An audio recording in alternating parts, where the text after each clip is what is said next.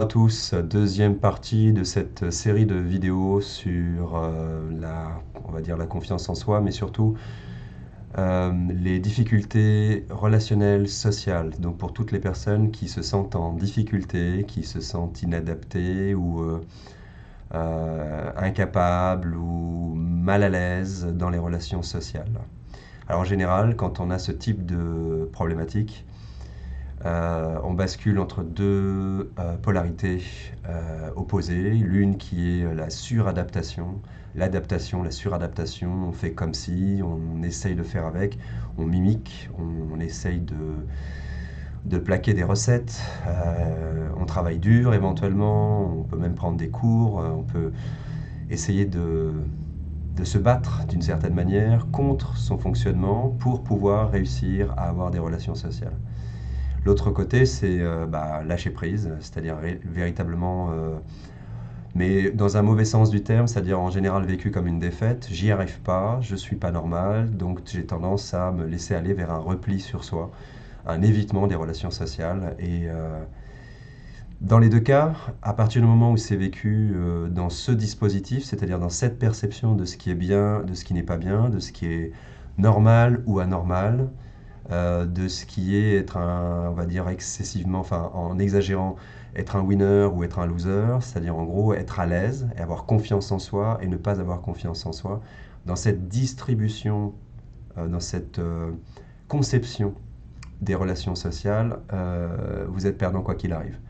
C'est-à-dire vous vous suradaptez, de toute façon vous êtes mal à l'aise, c'est insatisfaisant, ça ne permet pas d'être vrai, et si vous vous repliez sur vous-même, ce qui pourrait être très intéressant en fait en soi, dans la mesure où c'est une écoute naturelle d'un processus corporel et d'une recherche de vérité dont j'ai parlé dans la première partie.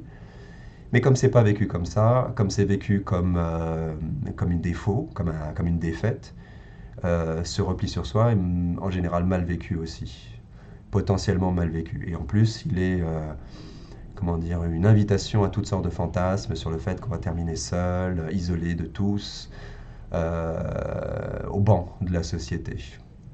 Alors voilà, moi je voulais vous proposer une vision un petit peu différente de tout ça, qui vous permette de sortir de cette dynamique-là, de n'être ni dans une adaptation ou une suradaptation complètement insatisfaisante et à côté de la plaque, en fait, parce que vous essayez d'adhérer à un modèle de victoire, un modèle de réussite qui en fait ne convient pas particulièrement pour vous. Il peut convenir à d'autres personnes, mais en ce qui vous concerne, puisque c'est une difficulté, ça ne convient pas.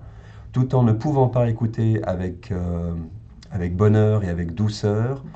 euh, Pour cette interruption, donc je disais, d'un côté la suradaptation et de l'autre la possibilité d'écouter avec une certaine douceur cet appel dans l'organisme à se replier. Se replier, ça veut dire en fait essentiellement à rechercher plus profondément à l'intérieur de soi une autre manière d'être en relation avec les autres, une manière qui ne soit pas adaptée au sens adaptative, adaptée à ce qui vous est demandé habituellement, mais qui soit plus adaptée à ce que vous êtes, plus adaptée à une vérité plus profonde à l'intérieur qui demande à être exprimée, qui demande à naître tout simplement, parce que la plupart du temps, on n'a pas forcément conscience de cette vérité.